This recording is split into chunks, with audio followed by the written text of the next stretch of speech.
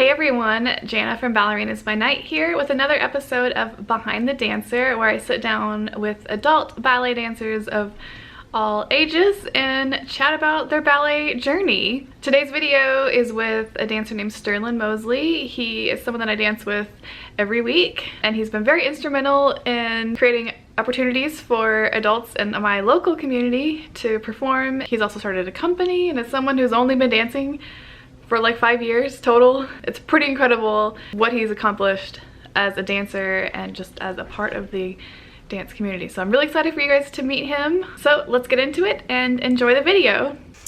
Hey Sterlin. Hi Jana. Thanks for being here today. You're welcome. I'm excited to sit down and chat about your ballet life because I've really been wanting to talk to you about this. So I'm glad that we get to do it and share it with the people. with the world, yes. Yeah. What age did you start dancing? So I started dancing, I think I was 31, so it's pretty late. That's awesome. Yeah, I just, it's like a weird, difficult period in my life, and I went to a ballet performance, and I don't know, I was just watching it and thought, I want to do that. I don't know, I just felt moved by the performance, and it was as good a time as any to start. So I used to make up dances as a kid, like me and my cousins, we would, like to pop songs, and we'd record the radio and bust a move, but nothing formal. Like I took a few dance classes when I was, I think in middle school. I think there were like jazz classes, but never any ballet. So I loved like Madonna and Janet Jackson, of course, 80s, 90s. So and it was like perfect to dance to. So I do remember I would watch there was a specific, I don't know, Janet Jackson tour or something, and I memorized the whole tour, all the dance moves. I don't have no idea what it looked like when I was doing it, but I memorized it and would do it. I would come home from school, do my homework, and then it was kind of well known that Sterlin's probably going to be dancing in the living room. So I guess I did dance a lot, and I just didn't, but it never transformed into a formal setting. I don't know, and I don't know why. It could have just been the times, but it seems like nobody was like, maybe we should get this kid in some dance classes. And I never asked to. I guess I just, especially for boys, I think that doesn't occur to a lot of parents. It certainly didn't occur to me that maybe I could take some dance classes and actually do that. So, but I always loved dance. I did not know that I would love ballet, but I knew I liked hip hop, jazz, pop dancing. But so I mean Janet Jackson, Madonna, anything that was on the radio. Me and a neighborhood friend of mine made up a dance to I think it was CNC Music Factory. Yeah. Oh my god, I love those albums so much. Yes. We had a boom box, and we were so that was a good time. But so all of these flooding back now. Right, it's making it come back to me too. I remember I had to make my parents pull the cars out of the garage because that was our rehearsal space. Right. The garage. Right. It was so enough every room. weekend it was I had all our neighborhood friends, and I was we're gonna meet at this time, we're gonna learn this dance. Right. Yes. Is it get the kids together? And it's a whole thing. You think you're super important. Yes. Yeah. No. So I guess I have always been dancing, but. Yeah, no, it's funny, all those things flood back when you ask CNC Music Factory. Wow. Yes.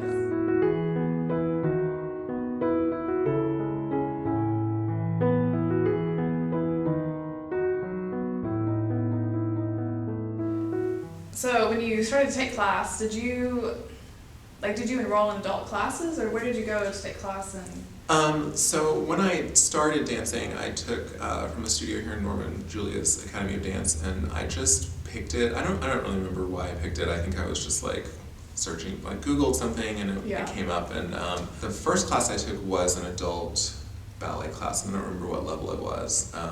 It was obviously more than I was ready for, but I took it, and of course, when you first, at least for me, when I first started, I was okay, I got that. I have some natural flexibility and had some ability. I knew I had rhythm, having been a music major at one point. And so I was I can do this, and I can't imagine what it looked like now. but I do remember after the teacher, Yulia, was well, you have some ability, you should come back. And I was okay. So And I don't know, I think I just after that first class, it sort of like hooks you. And then I was like, I was just obsessed with it. And so then I think I went back twice more that week. I didn't want to take class with little kids, because it's kind of intimidating in a weird way. And then it's also like, you know, as an adult, you're like, I have nothing in common with these, you know. But I did take class with like, you know, 11 and up, and so I was the grown man in class with preteens and teenagers, but it was actually a really good learning experience for me, and humbling in a way to sort of like start, you know, from the ground up. But so I took both adult classes and then sort of intermediate advanced teen classes. So I started not at the beginning, so there were lots of, I just jumped in, and so there was a lot of stuff, just foundational things that I had to go back and learn later. I mean, it was good on the one hand, because I got sort of my vocabulary was large starting out, but then going back and slowing the learning down and learning like the basics and all of that came later.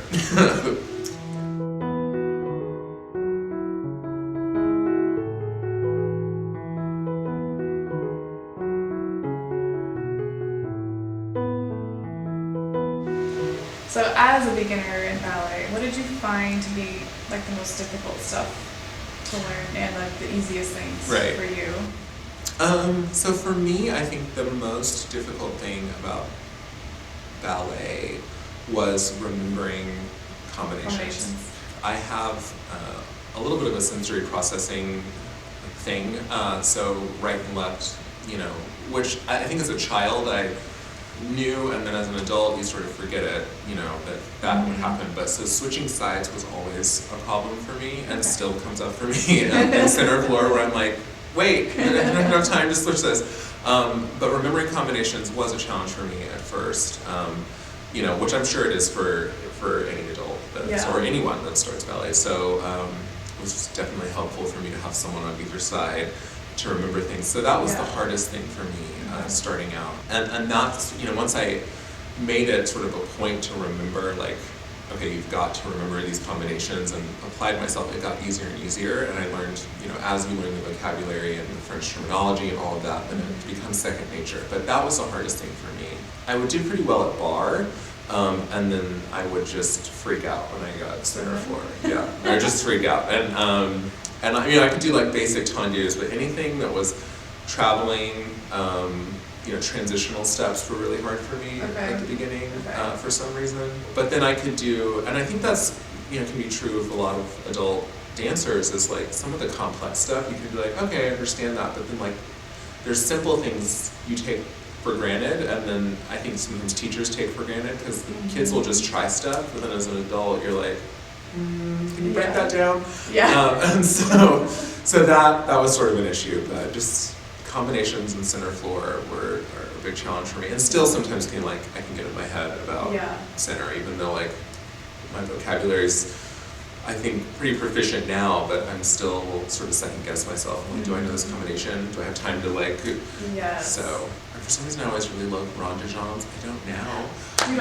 I don't like them. Well, I don't like them now because I know how they're supposed to feel. I see. Okay. And like I'm really big into like alignment, and like I try to be very clean with my technique, but I love the feeling of rondejons, which I still do. I still do love it, but I'm like, I can feel it when it's not what it's supposed to be. So. I like it on my right side, but not so much on my left side. Yes, exactly. I'm like, oh, that looks nice, and then on the left, I'm like, that does not. So they're not equal. They're not equal. Not as turned out. All of those things. So.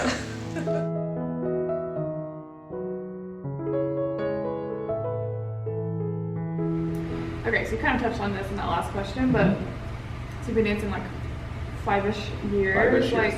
So this far in, like, what do you find that you want to focus on the most when you're in class?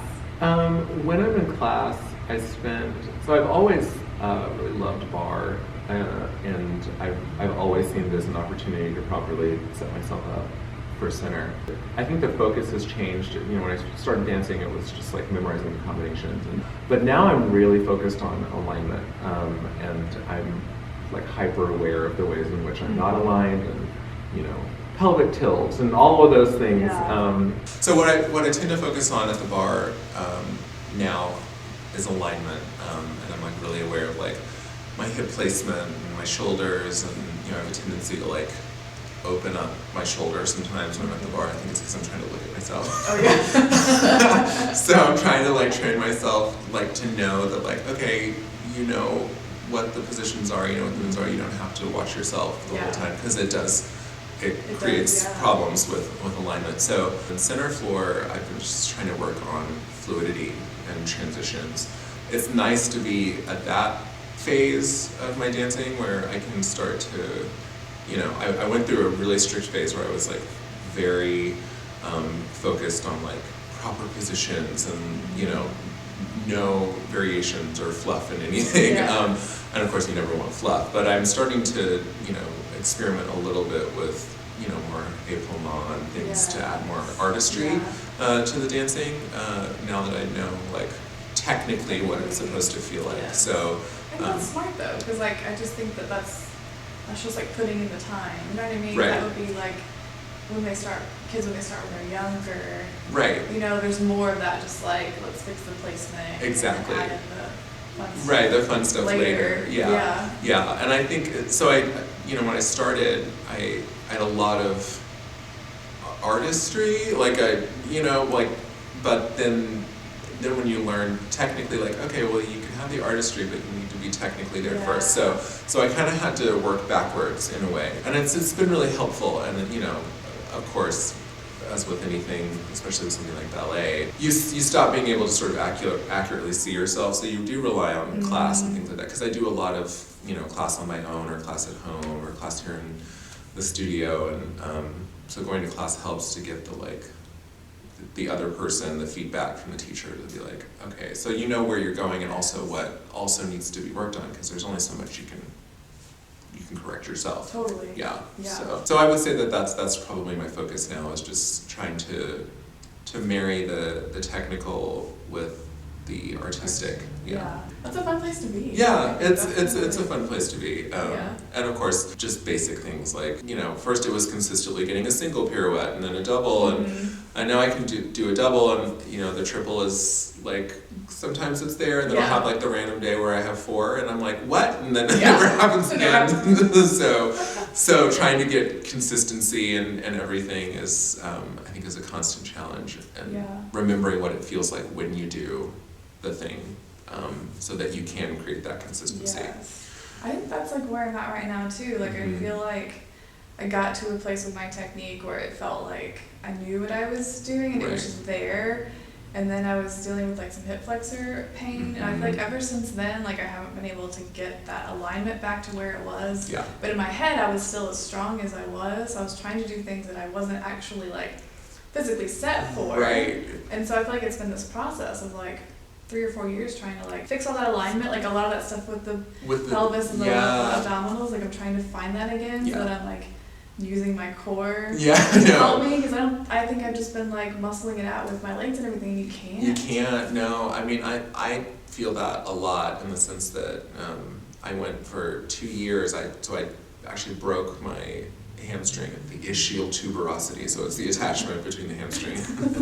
I learned it because I didn't know, and I for 2 years I damaged it, overstretching and being overstretched by someone, and then I had the pain, and I just for 2 years was like going from doctor to physical therapist to massage therapist. I was like buying all kinds of weird tools, trying to compensate for something that I didn't know, and then finally I went to a good doctor who was like, let's do an MRI, and it was broken. There was a small hairline fracture in the actual attachment in the bone, and so like she was like, don't dance for 6 weeks. Wow.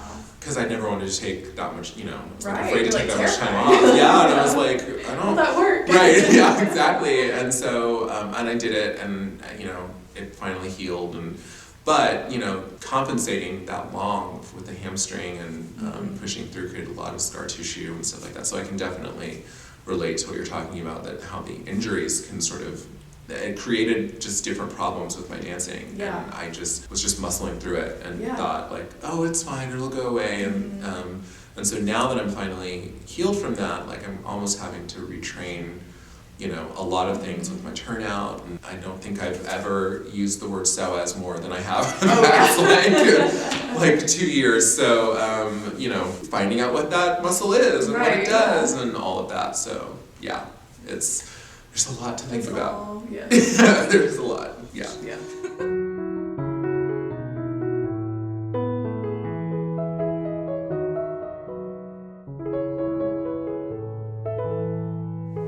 So you have been so instrumental, I feel like, in my own like dancing life by like creating these like performance opportunities. So I've been sharing with my audience on YouTube, like I've been getting to perform. Like last year I had to perform like 4 times total when I went to that intensive, and 3 times here locally. I mean, and you are to thank for that. Like, so Sterlin's created an adult performance group at Oklahoma City Ballet, and we meet like twice a week, and we get to learn choreography and perform, and it's like fantastic, and I like am so grateful for like making that happen. So like kind of how did you how did that start? So the studio I danced at here in Norman, I did get to perform in a few recitals, and it was fun. It's just, you know, but you're with kids, and then there were a few adults. It was sort of like, okay, and so there was always that feeling of being like out of place, and I, you know, starting late. For me, starting late was it was a blessing on the one hand, because it was like I found something I really loved, and I could, you know, I just instantly took to it, and then there was also the sort of the simultaneous thing of like starting in your 30s and knowing that like probably not going to have a professional career, and then people telling me like, oh, you know, if you had started earlier, you really could have been a dancer, and I'm like, well, just 20 years too late. So I actually went through a lot, kind of psychologically, like dealing with that, because it's like, you know, finding your artistic passion not late, and you know, in your 30s isn't old, but it is for ballet, right? So just trying to reconcile that, like how do I do something with this more than just, because I wasn't satisfied with just taking class every week, because it's like, to what, for me it was like, to what end? I've always enjoyed, you know, I was in different performing arts, you know, throughout my life that weren't dance, and so there's always been that part of me that wanted to perform, and so there were different iterations of it. I started out, the Adult Ballet Collective was something I was just going to try and do it. I was like, well, I can get a studio and do that, but trying to sort of market just to adults and make a business from that, and it was kind of hard. And so because I had started going to the Oklahoma City Ballet and taking classes with Penny Askew and Walker Martin and the adult classes there, and I just started talking to Penny about, you know, how their community program, you know, adults they want to take class, but you know, she's like, there's some weeks we'll have a full class and some weeks there'll be 3 people in there, and she's like, so we're trying to figure out how to grow the community division, and I thought, well, you know, what about performing opportunities? And she's like, you know, I've tried having adults in recital, and you know, their schedules, and so I just started talking to her about my idea of a performance group for adults, and so I, you know, I think it was last summer or the summer before, I don't know, I remember now, a couple years ago. But anyway, I was talking to her about, you know, what if we make this part of, you know, the Oklahoma City Ballet? You already have sort of a built-in audience and community of adult dancers, and there's got to be people like me that want to perform, and so that's kind of how it came about, and we just started collaborating, and she let me. I'm really grateful, because she was like, you know, I trust you to develop this and head it up, and so that's how it came about, and then, you know, so we just decided to sort of coincide it with the adult ballet classes at Oklahoma City Ballet, so that, you know, anybody that's already going, you know, that wants to join, like you or you know, some of the great dancers that we have, can do it, and I love it, because it's, you know, as you know, we've had everyone from people that just started to like retired professionals, and so it's a great learning environment. It's an opportunity for adults to like put their work in the class into something, right? That they can perform and can be seen, and there's a very rewarding feeling, I think, about that. Is. Yeah. I think it helps like keep you coming back to class, like from a business standpoint, from the school. Right. Like it's huge. It keeps people coming to class. Right. You have to come to class to be able to be able to perform. Yeah. And you're making this camaraderie, and you're like making these connections, and you're learning stuff. Right. And it makes you just like want more. Yeah. And so you just keep coming back. You keep doing it. Yeah. You know, I think it's good on the business end. It's also just good. It makes me so happy. Yeah, like that personally. I get to Yeah. do it, and like I don't know. It's Yeah. it's great. I'm just very grateful. Oh, good. I'm glad. Yeah. I'm glad that was sort of the dream, is that people could just, live out, even if it's, twice a year, just having, opportunity to perform and work towards something and learn choreography. Because learning choreography is very different than taking class. It is. And it's requires even more sort of brain bandwidth and attention in a way, and then your work in class, you can apply it to the dances you're doing. So I'm glad. I'm very, very grateful that we got to develop that. So you went to, Penny is the school director at Oklahoma City Ballet. So you went to her and talked to her. Yes. So if other people wanted to do this at their studio, that's probably a good starting place. Like talk to your director.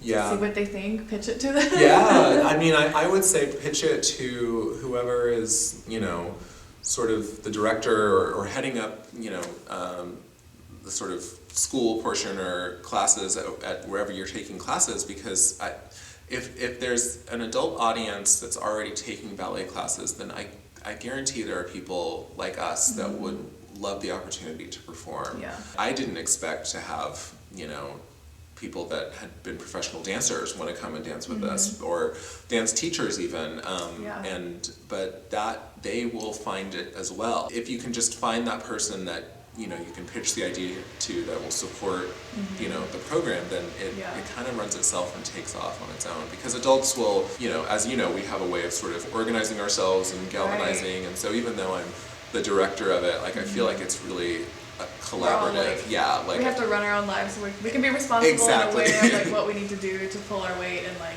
so that it's easier on that end. It's easier on that end. So when people.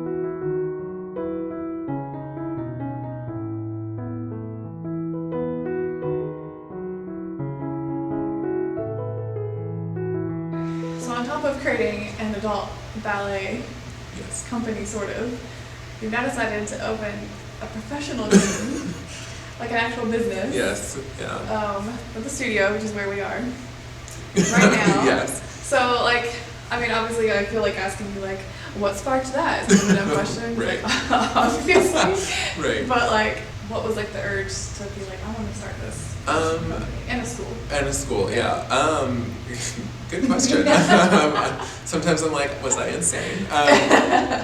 So obviously, love for the art form. My dream job when I was in college, even though it had nothing to do with anything I majored in, was to be a creative director. I don't know of what. I was just like, I want to be a creative director. So I used to watch like concerts or performances or things, and I would be like, I could do that. So a lot of it was bravado, but I don't know. I think once I started dancing, and then I was teaching classes over at the studio that I was at in Norman, so I was able to marry my day job, which is professor and then ballet, and even though I hadn't been dancing that long, so that was kind of, so I was like, okay, so there's some way to marry that, and then I don't know. I think I don't like being a hobbyist, if that makes sense. Totally. So if I do something, I kind of tend to be obsessive about That's things. like so relatable. Like I've never thought about putting it that way. Yeah. But I think I'm the same way. Yeah, I'm not a hobbyist, so like if I'm into something, like I want to be in it, like, and do it. And so, and some of it was, probably my own sort of compensation for starting late and like not wanting to be considered like an amateur ballet dancer, and and so there was a part of it that wanted to lend sort of credibility, not only to adult dance but just people that start late no matter what it is. And then I met my two sort of partners in this, my best friend Erin Adonisio, who we like do everything together. And she was like, it's crazy, but let's do it. And I was like, okay. And then she was also my teacher, but then we danced together in a couple of recitals. Katie Trammell is the associate creative director, and she's an amazing teacher, and I felt like her skills weren't being used in the way that I think they could have, and so we just kind of got together and thought, why don't we do this? And it was just completely insane in a way, and I was like, and I just threw myself into it, and I started like, and then I was on the other side of things and making budgets and writing business plans and doing all the things, and I just sort of did it. I mean, I would stay up till like 2, 3 in the morning, like writing business plans and creating budgets, and it started out as going to be a for-profit, just dance studio, and then we decided to make it like a nonprofit arts organization because we saw really a need for not only adults but kids who didn't have the means to afford dance classes, or communities that weren't being sort of reached in terms of dance, particularly in Norman, because dance is expensive, ballet is expensive, and so we wanted just to create an opportunity, where anybody could dance. So it kind of came from my own experience of like being somebody that, an adult that was all of a sudden taking all of these ballet classes, and people would be like, you're kind of old for this, and I was like, I'm gonna do it anyway. So I wanted to create a space where anybody could dance. That was the idea. So it started with the school, and then I thought, what about, Oklahoma is weirdly a dance hub. It's totally become that. It's like a dance hub, and there's a lot of dance history here with the Five Moons and the Native American ballerinas, and there's lots of dance sort of history and sort of energy in Oklahoma, and there's lots of dancers, Tulsa Ballet, Oklahoma City Ballet, and I thought, well, what if we also just did a small performing company? At this stage, it's sort of meant to be a place where dancers can come and do sort of contract work and dance in a performance, whether they're in a studio company or trainees or, off-season professionals, and come here and get some experience dancing, certain roles. And so that's where the idea for the professional company came from. And so it's sort of amazing that it's happening. Sometimes I'm like, is this really like a thing?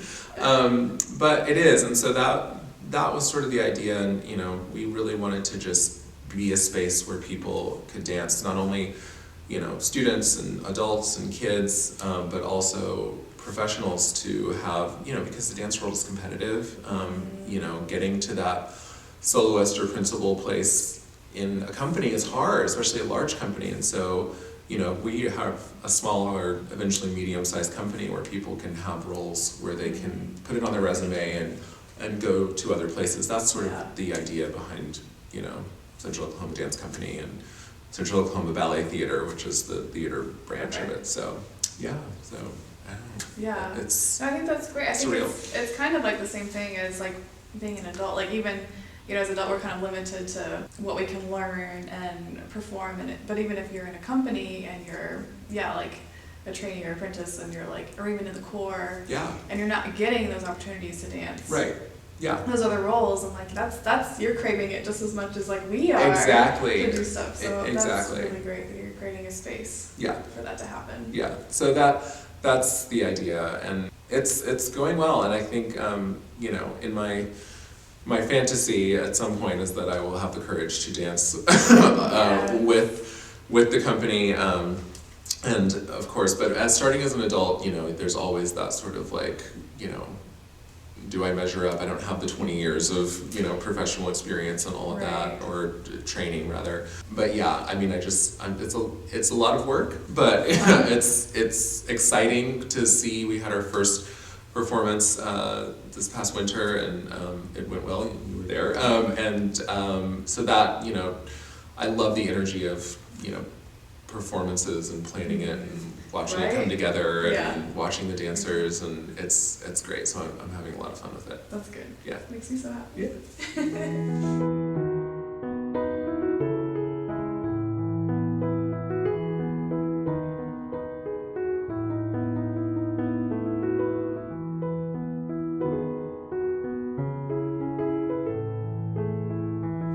Okay, so final 2 questions. Okay. Favorite ballet or variation, or both? Okay. As cliche as it is, one of my favorite ballet that no fail will always like give me the feels, is Swan Lake, and I don't know why. I don't know if it's because it wasn't even one of the first ballets I saw. There's something about, I mean, the music's beautiful. I don't know. I just have always loved it, and I wish I had some like obscure ballet that I was like, I love I don't know, whatever. But I don't. I mean, there are, of course, other ballets that I love. And there's a short ballet by Jerome Robbins called Into the Night that's really beautiful that I also really love. But I would have to say Swan Lake. It's so dramatic. It's so it's high drama, but I really love it. I just think it has so many beautiful moments in it that's probably my favorite ballet. I would say my favorite male variation is the slave variation from Le Corsaire. It's super hard, and I've just seen some amazing dancers do it. I actually saw James Whiteside do it at ABT, which was really really cool. But it's like watching it and knowing what it takes to do that variation. I'm just like, I marvel at it.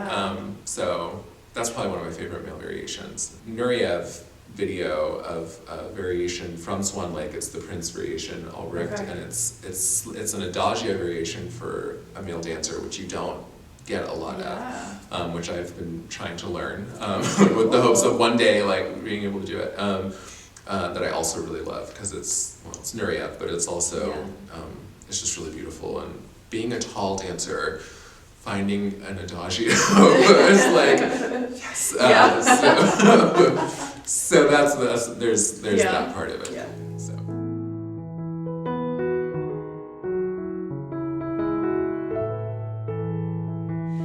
Okay, and finally, any dream roles to dance? Like if you could dance anything.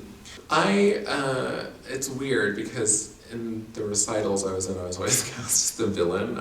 Really? Yeah. I don't know, there's something about my personality that's feels villainous. So in that end, I've seen some really cool, kind of going back to Swan Lake, I've seen some really cool, oh my god, what the name of the bad guy in Swan Lake? It escapes me. Right? Are you Googling it? Rothbart? Thank you. There it is. Rothbart. So, dream role, if I were to dance anything, so I'm usually cast as a villain, which it's fine, it's fun, but I've seen some really cool Rothbarts that have like the wings, and I'm like, that would be fun. I mean, some of them there isn't a lot of dancing, but I don't know, I just think it's so over the top that it would be like really fun to do. And then if I were smaller and more compact, I feel like the slave variation that I mentioned is really cool. And then also I marvel at some of the variations in Flanked Again. What's the Scottish one where there's lots of... La Sylphide? No, yes, yes, La Sylphide. That Petit Allegro. The Petit Allegro mess. That that would be, if I had the ability to do that, I'm just, It looks like it would be so much fun. It looks like it would be so much fun to be able to dance that, but again, tall dancer problems. Sometimes getting off the ground is a bit more of a challenge, but that would be a lot of fun to be able to do, so yeah. Okay, well I think that's all my questions. Okay. Thanks for sitting down. Yeah, absolutely. It was a lot of fun. Chatting and sharing your story. I think it's awesome. I love taking class with you. Love dancing with you. Yeah, I love what you're doing for the adult ballet community too. Like this is like an important contribution. Yeah. I'm like, I feel like it's become like my life's mission. Yes. Like, yes, we need adult ballet warriors. Know that everybody like went to dance if they wanted to dance. Yes. I will be happy. Yeah, be a happy person. Same. Yeah. So. Awesome. Well, cool. If you, I guess, if anybody wants to follow Sterlin, do you want to be followed anywhere? Sure. You can follow me on Instagram. It's just Sterlin Mosley, and I don't have YouTube or anything yet, but Sterlin Mosley on Instagram. I have. Okay. That's probably the best place. And then Central Oklahoma Dance Company is our organization. So if you're interested in learning more about that. Yeah. And I can link all the stuff. Yes, link the things. Link the things. Yes, awesome. Link the things. Link the We're things. supposed to do. Follow, yeah, All right, well, thank you guys so much for watching. Give this video a thumbs up if you liked this series Behind the Dancer. That's it for us today. All right. Thank you, Sterlin. Thanks, Jana. Bye, guys. Bye.